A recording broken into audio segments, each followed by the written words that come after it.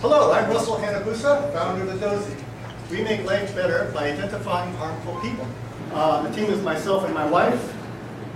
The problem is, not being able to identify harmful people is costly. They attack us, our society, and our country. How to stop them? The key is to identify them. Attackers will be prevented, disrupted, and neutralized.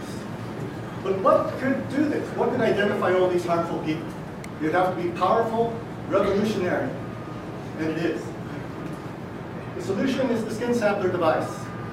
It is a small object that deliberately makes wirelessly detectable DNA evidence against people to identify them. SkinSamplers, this is the SkinSampler here. It has 4 features which make it ideal for identifying harmful people. It will take the DNA of anyone it touches. It's wirelessly detectable. It spreads from people to cars, objects, and homes. And it can be unnoticeable, made the size of a flea, unnoticed by enemy eyes and enemy detectors. Okay. This is some skin sampling material. After one rub, it has all invisible skin flakes. Common mobile phones like this can be made into wireless detectors of the skin samplers just by adding the white module. The skin samplers do not use batteries. They are powered by the phone. They never run down. They transmit power to the skin sampler, and the skin sampler responds with its unique ID number. Unique. This is a big crisis, and it has big opportunities. There are 8 different separate markets for skin samplers. The upper 4 use stealthy skin samplers to identify enemies. These include counterterrorism, military intelligence, internal security, and criminal intelligence after the mob. The lower 4 use larger and obvious skin samplers to deter criminals. Theft, violent parolees. You can keep them from committing more crimes. Deterring kidnappers and rapists, and deterring vandals. You can identify them all. Let's look at deterring kidnappers and rapists. In the United States, there are 17.7 million living victims of rape. Every year, there are 58,000 non-family child abductions. Every time you breathe, there is a new victim. Worldwide, there are 3 billion women and children who can use the protection of skin samplers. The U.S. target market is 16 million elementary school girls. How to protect them? The girl in this sweater is helpless against kidnappers. She weighs 50 pounds. On average, every 4 days, another one is kidnapped, raped, and murdered. However, the girl in this skin sampler sweater is a DNA identification booby trap to kidnappers. When the kidnapper strikes, the skin samplers will scatter across the ground and sampling his DNA. Too many for him to gather without being witnessed, but he can't leave the scene, leaving DNA evidence against him behind. Even if he flees, the skin samplers which are on his body will spread to his car and home, marking them for wireless police identification. The police will use the recovered skin samplers and talk to him and say, "Why is your skin in this girl's skin sampler? Where were you at the time of the attack?" Worse yet, if the girl is carrying a phone like this, which can detect skin samplers, the app in the phone can automatically and instantaneously send an alert to a security service calling for help. Speakerphone on, transmitting its GPS location. The intended app service can send out a broadcast alert to all wireless detectives to society to look for the girl's wireless tags. All police and private detectives. Common citizens will be motivated to join into the search with the promise of cash rewards and hero status. Automatically, the police will get the ID number and GPS location of all detected skin samplers. All no questions. Attackers will be, this system will intimidate and identify kidnappers, and it can be used against all bad guys. Vandals, thieves, insurgent fighters, terrorists, and spies. You'll get them all. To review, SkinSamplers create DNA evidence. They're wirelessly detectable. They allow for automatic calls for help. They use the network of detectors. They motivate common citizens to search for rewards and their companion. Is the SkinSampler industry right for you? Do you want to reduce violence? Do you want to protect the innocent and catch the bad guys in real life? Then you should join the SkinSampler industry. These big new markets and their coming new patents will provide advantages for decades. Today, it's dangerous. Tomorrow, a better SkinSampler future. Thank you.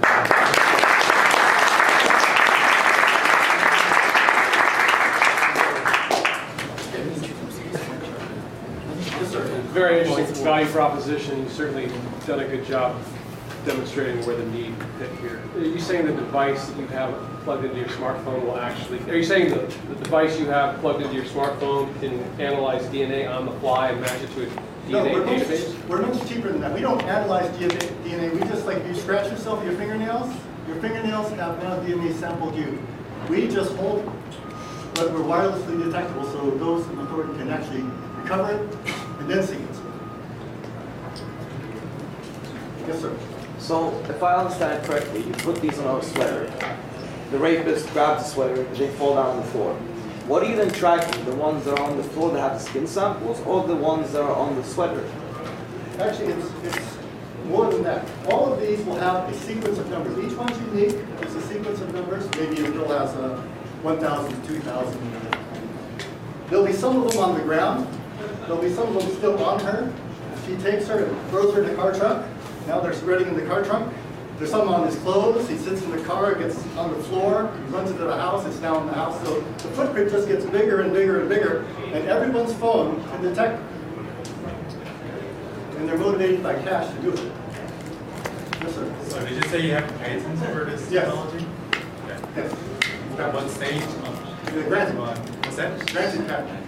Oh no, I'm talking about what stage are you, like what's the stage for your company? Is it like funded or is it? We're two people.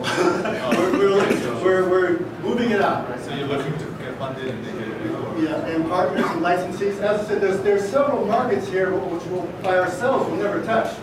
A lot of the military intelligence ones, those will need people who have contacts in that area. Probably the first will be parolees, because we'll put those on parolees to keep them from committing more crimes. So people who have contacts in the parole department, very important. Vandals, San Francisco spends $10 million painting over vandalized property every year. Doesn't look like it, but they do. So if you have the patent for this technology, you would want to do a contract with this big, like, organization to do. Right. Some kind of like old people. Yeah, some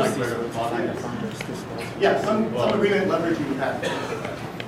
Are these active or passive? These are passive. Look at These are passive orphanages, and what's the range? It depends on, of course, the reader and the tag. This one supposedly is 3 feet, but it depends on the reader as well and the environmental So conditions. if I understand, it's 3 feet from that the little button there. Well, that one right there is supposedly 10 feet. It depends, again, Okay, on so the reader and the environment and the both. So the proposition is that when there's an attack or these things will fall off, and then people will search around for these, and they have to be within 10 feet. Right. Well, what people will do is they can actually take their phone and put it on a stick. And they can actually find it a lot faster, especially if they're motivated by cash to get it. It still seems like a kind of finding a pinhole, or what do you call it? Needle in a haystack. Well, it depends, like I said. Supposedly, by data sheet, this is range of 10 feet, so you can put it on a gas pump and just stare into the car. So, it depends. Is it like Bluetooth, low power or something? Is that low power Bluetooth or something? No, it's RFID it doesn't have a power source in the tag. It's just it harvests energy that's pulsed to it. Okay, and so it never runs down. It runs until done. Yes, sir. But does it accuse or like how does it actually? You go like this, so you scratch yourself. So anything harder than your skin can cut your skin. So if anything harder than your skin can cut your skin. But these are designed to do that. They can have DNA preservatives in there, like Vaseline, that'll cut off the oxygen. Evidence will last for 10 years. Have you tried this? Yes, sir. So where actually are you in the product? Where's the product at right now? So you got a patent, but what? Yeah, we have the patent and the working prototypes. And now we're trying to get it to the next level where we can actually get our first customer in these markets. So it's working right now, is what you're saying? Yep, I can show it right here. You can see this. It's actually detecting all of these things right here. As you'll see, there's different numbers. Each one's unique. Yes, sir. You mentioned prevention. So how does that exactly prevent somebody from actually making the attack? Well, because he knows that this thing will come over. If it touches you, it'll take and sample your DNA. So if it's kind of maybe we want to stay away from it. And so once they're aware of what this can do to them, they'll look at this girl and she won't be an object of desire. She'll be an object of fear. Run away.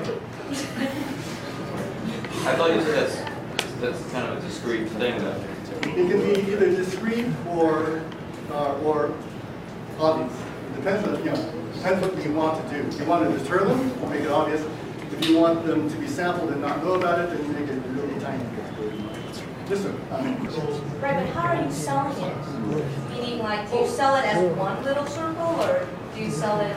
Well, we can sell this as a pack. We do that. Like the cost of goods on this might be $10. 10-whole pack for $30. The add-on pack, you add it to clothing. Right? But that also brings up a point: is that we can actually make this as cheap as we want because I'll show you. It's not really so much how much the tags themselves cost. See, we can have a tag here like that for 20 cents. But we can make another one that looks just like it. It'll sample skin, but it doesn't got a tag in it. It costs a penny. Right?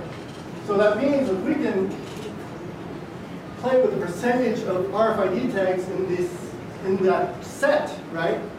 And cost of goods increments linearly with the percentage, right? More wireless tags, more expensive.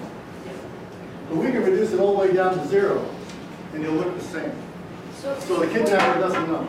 So what is your ask? Like, what are you looking for in regards to money? Have you raised seed money, or is this all on your own? Like, yeah, well, it's all funded by me, and now we've got the granted patent. We're looking for alliances and partners who can help us take it to the market. This is something which, we're working. We're exploring ways to do that right now, and getting it publicly known is a big part of it. Yes, sir. How are you keeping the items on the sweater from falling off during just regular playground use and things like that? You can change the adhesion of it accordingly. If it's a delicate person, they have really weak ones. If it's a guy who's going to jump out of trees, they can really strong. Yes, sir. So let's say there's an attacker, Yeah. leaves behind DNA, police comes and finds these things once somebody searches for them. So now you have them, you analyze the DNA. Now, how do you match that DNA with the attacker? I kind of missed that part. Okay. So let's say we covered this, right? We covered the attacker's DNA, right? Yeah. So and he's not in the database. Let's say. Okay. Right. There's something called familial DNA. Okay. It means like if you two guys were brothers, and your brother is in the DNA database, and we get your DNA, and we look at it and say, this guy's doesn't exactly match, but we know that this guy is that guy's brother. So let's get a warrant on the brother, and then we'll get him. But you have to have the brother's DNA in the first place. All we need, but if it doesn't go in, it goes to a cold case file, and we just crank on that until we finally do pop up. So, and again, the DNA evidence can be made long lasting. So as soon as you're sampled and that thing exists, it's just like, eventually, some condition is going to come up and we're going to get you. So just for timing's sake, we're going to have Russell around at the end. So come to Russell at the end of the demo night to ask your additional questions, because I want to get you guys out of here before midnight, right? Because it's really interesting stuff. Go also look at his YouTube videos, because he also talks a lot of stuff about the YouTube. So thank you.